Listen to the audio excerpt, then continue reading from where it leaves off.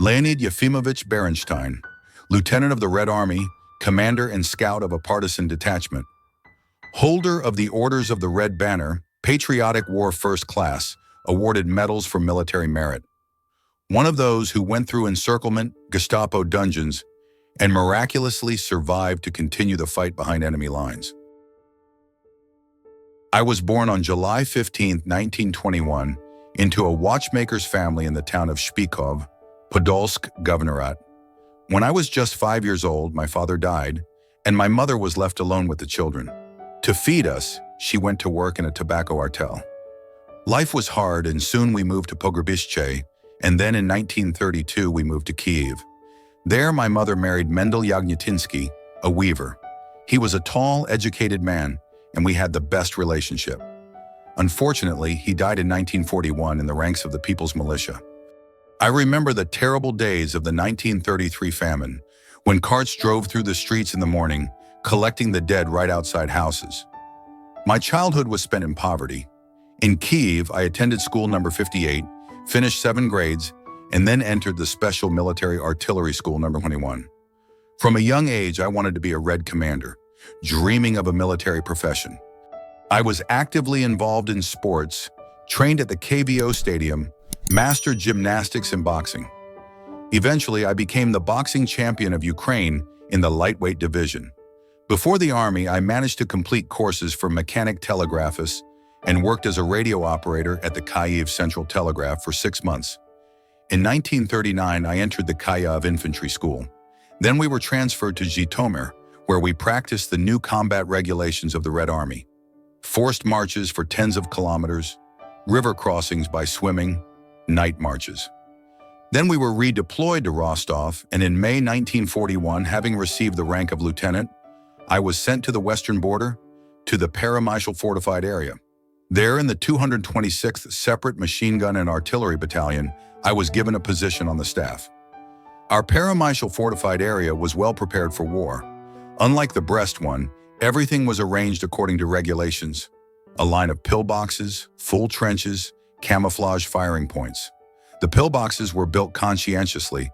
Dozens of shells hit them, but the garrison continued to fight. The personnel were trained, and the weapons were in good order. We knew that the Germans were concentrating troops at the border, but many commanders believed there was still time to strengthen. The non-aggression pact still created the illusion of a postponement. 70 graduates from the Rostov school arrived in our battalion. I got the position of Assistant Chief of Staff, but since the chief himself was absent, I immediately had to perform his duties. This was an unexpected career turn for a 20-year-old lieutenant. When the war began, we held our positions for 2 weeks, but soon the Germans bypassed the fortified area from the flanks, and an order came to blow up the pillboxes and retreat to the east. The 195th Rifle Division, commanded by my former tactics instructor, retreated with us. The remnants of our battalion and border guards joined its ranks. We fought our way out of encirclement through Belarus. Refugees, women with children, hungry and exhausted, marched with us. In the Kozorogi area of Chernihiv Oblast, we finally reached our own forces and received an order to go to the rescue of units defending Kiev. Despite the retreats, our spirit was not broken. We were ready to fight to the end. I remember how during a reconnaissance mission with a group of soldiers, we let a German patrol pass and then captured 13 bicycle-mounted soldiers along with their radio. This victory boosted the morale of many soldiers who were already beginning to doubt. In those days, we did not yet know that the tragedy of the Kiev Cauldron awaited us. When our division found itself in the Kiev Cauldron, the situation became desperate. German tanks drove the remnants of the units onto the swampy islands of the Sula River. Everywhere there were machine gun bursts, dog barking, shouts in German. Ruski soldat, plen, out! Russian soldier, prisoner, come out! Red Army soldiers fired back with rifles, but the Germans hit them with artillery and mortars. A shell exploded near me. I lost consciousness. I woke up in silence. Field mice were running over me. Dead comrades lay nearby. A fragment was stuck in my leg, and I had almost no strength. I drank muddy swamp water, overcame the pain, and pulled out the fragment with my hands. Limping, with a pistol and a grenade in my pocket, I reached the nearest village. The owner let me into the house, fed me and bandaged my leg. He said that the Germans were already in the village, but to the east, the fighting was still going on. That night, a group of Red Army commanders entered the hut, all already in civilian clothes. Among them was an elder whose name was Ustin Andrevich. He said directly, "The path to the east is closed. We must go to the Cherkasy forests and create a partisan detachment." I volunteered to go, but he noticed my limp and told me to rest for now. By the light of a kerosene lamp, they made me a fake certificate and a legend. Now I became Vladimir Vasilyev, an orphan from Ternovka, as if returning home after trench work. With this legend, I set off. During the day, I hid in fields of grain or haystacks. At night, I continued my journey. I found food in the fields: beets, rose hips, ears of corn. On the road, I saw columns of prisoners. The Germans beat them with rifle butts, then led them into the forest and shot them. These scenes were forever etched in my memory. On the 8th day, I reached the Dnieper. The bridge was burned, only charred piles remained. Boats ferried people across the river, but on the other bank, we were immediately surrounded by Germans and policemen. Everyone was taken to the Cherkasy camp. There I saw hundreds of emaciated people without food or water. I understood. If I didn't escape, I would die. I escaped from the camp in Cherkasy the same day. The barbed wire fence was not high, and I waited for the moment when the sentries were distracted. Leaping over the wire, I, without sparing my wounded leg, rushed into the bushes and disappeared into the darkness. No one noticed, but the very next day, a new misfortune befell me. In the village of Belozeri, the police arrested me. I barely managed to hide my weapon in a grove before entering the village. At the station, they began to interrogate me. The senior policeman immediately understood that I was not a simple peasant. He noticed my commander's boots, called me a Jew, and decided to execute me. They threw me into the basement, a stone sack with rats. But fate gave me a chance. 2 drunk policemen led me to be shot without a rope. I waited for the moment, and when they lit cigarettes, I jumped over the wattle fence and disappeared into the cornfield. Shots rang out behind me, but the night and the field saved me. Then began long and exhausting wanderings. I tried to find partisans in the smell of forests, but the forest was empty. For several days I wandered in cold rains, soaking wet, sleeping in haystacks. I accidentally ended up in a village at the house of a peasant named Komenko. He sheltered me, but soon policemen, led by Chief Shatailo, came to the house. They searched everything, but I miraculously survived by hiding under a mattress next to a sick old woman. Understanding that I couldn't stay, I left again. On the road, I met a woman who mistook me for a pupil from a local orphanage. She called me Volodya Vasilyev and even took me to the village elder. There, another woman, also thinking she recognized me, helped me get a certificate. Thus, I finally legalized myself and received a passport. This document became my shield and salvation. I already understood. Every move I made was on the brink of life and death. Everyone I met could either betray me or save me. Having become legalized, I began to think about how to return to the struggle. In November 1941 in Ternovka, I met other surrounded soldiers like myself. Among them was a tall, stately man nicknamed Lenski, actually Lieutenant Tishkovich, a former rifle company commander. There were others: Captain Bondarenko, political instructor Sherman, Sergeant Umansky, Red Army soldier Kondratenko. We gathered secretly, checked each other, shared our experiences, and finally we vowed to continue the fight. Each of us had a little weapon. I had a pistol and a grenade. Others had sawed-off shotguns, rifles. This was enough just to start. We understood. To rush into a direct attack on the police was reckless. We needed to gather weapons, recruit reliable people, and wait. Soon we decided that the railway was our main target. Shevchenko Station was a hub through which German trains passed. I went there first, disguised as a worker. I saw the station in ruins: skeletons of wagons, overturned locomotives, hospital trains with wounded. This indicated that the Red Army was still hitting the enemy. At the hiring office, I was registered with my passport. From that moment, I had a pass to the station and even the right to travel on the work train. Returning to the village, I told my comrades that they too could get a job. The next day, we all went to work, some as laborers, some as carpenters or masons. Thus, we began to lead a double life. By day, workers; by night, underground fighters.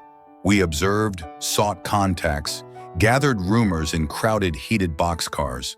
That's how we learned that there were dozens of surrounded soldiers in the district, and it became clear there was a human reserve around us. Even then we understood we were not alone, and soon the struggle would grow. At Shevchenko Station, we quickly found allies. The first was our foreman, Tarasenko. He immediately recognized us as military men, our bearing, gait, habits. At first we thought he was a provocateur, but later he revealed himself. His real name was Kizhnyakov, a former captain and NKVD officer. He miraculously escaped from captivity and had already created his own underground group. Through him, we met Sergei Kosyachenko, a fitter at the station. His booth was directly opposite the gendarmerie and was a convenient observation post.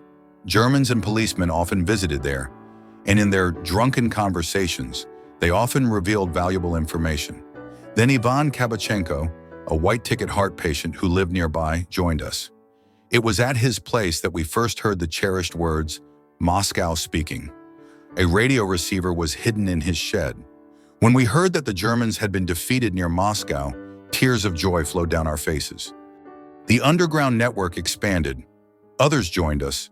The commandant's driver, Kalinichenko, workers from the station, people from nearby villages. In 2 or 3 months, we covered the entire hub and more than 30 surrounding villages with our network. We collected weapons, prepared caches, hid provisions. Everyone knew the time would soon come to act openly. But along with successes, tragedies also occurred. Our people fell into the hands of the Gestapo, and many died under torture without betraying their comrades. The Germans strengthened security, sent provocateurs to villages, and organized roundups. We were always on the edge, but the organization lived, and each new person gave us strength. We no longer doubted. The underground had become a real force, and the struggle was just beginning. By the spring of 1942, our underground movement had grown stronger. We had dozens of reliable contacts, weapons caches, and operated more confidently at the station. At night, we sabotaged German locomotives, poured sand into axle boxes, cut brake hoses, and stole weapons from wagons. These were initial steps, but they showed that the enemy was vulnerable. Of particular importance was the network of people on work trains. Every day, hundreds of people traveled to the station, and in these wagons, we gathered rumors, learned where surrounded soldiers were hiding in villages, who was being arrested, and where trains were being sent.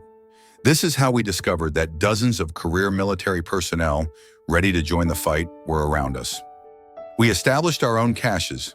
In the Sunchini forest, we built a dugout, a carefully camouflaged shelter where we hid weapons, ammunition, and food. This was our reserve in case we had to go into the forest. Every day we prepared for the moment when we would have to act as real partisans. In parallel, we expanded our contacts. Through Kalinichenko, we reached the station commandant's translator, Bondarenko, who turned out to be our ally and passed on valuable information about German plans. We also learned about impending arrests and provocateurs from the Gestapo school. All of this helped us stay one step ahead. But sacrifices were inevitable. Our comrades fell into the hands of the Gestapo. They were tortured and killed. Each such blow was painful, but also hardening. We knew the enemy was strong, but we had to hold on, otherwise all efforts would be in vain. Thus, gradually, the underground ceased to be a handful of surrounded soldiers. It turned into a network covering dozens of villages, hundreds of people, and Shevchenko station itself. We felt that the moment would soon come when we would have to go into the forest and start an open war.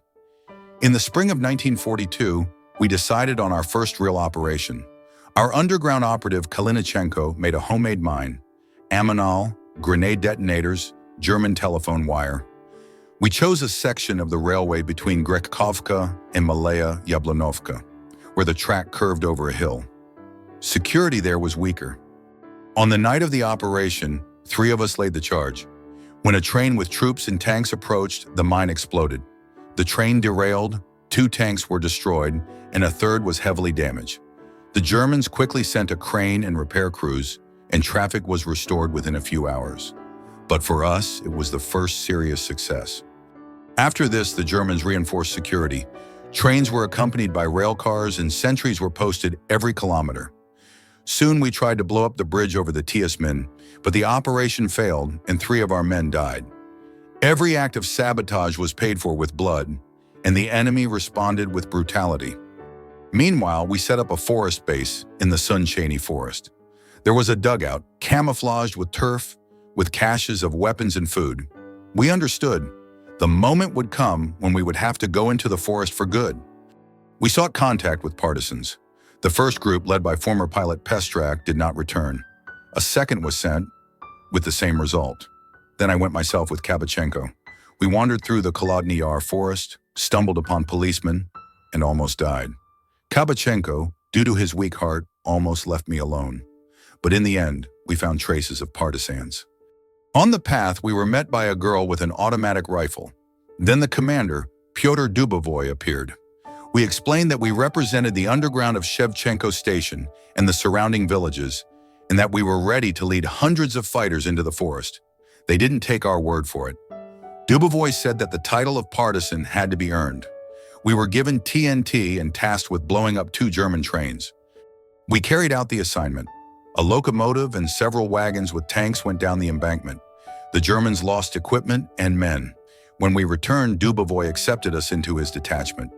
We gave our real names and I said, Lieutenant Berenshtein Leonid Yefimovich in the underground, Vasilia Vladimir Evstafievich. Thus I became deputy head of reconnaissance for the partisan detachment.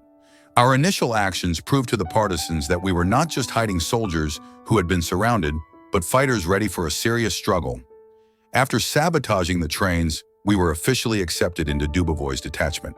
Commissar Lisov recorded our real names, ranks, and underground pseudonyms. For me, this was a special moment. For the first time, I openly identified myself. Lieutenant Berenshtein Leonid Yefimovich. I was appointed deputy head of reconnaissance. Now our group of underground fighters from Shevchenko Station joined the overall system of the partisan movement. We received explosives, weapons, and support. From that moment on, we had a connection with the mainland and the certainty that we were not alone. At the same time, we understood. The Germans knew about the existence of the underground and were preparing for mass arrests. Kiznyakov reported that black lists were being compiled at the station, including all suspicious individuals. Those who ended up on them were doomed. There was no time to delay.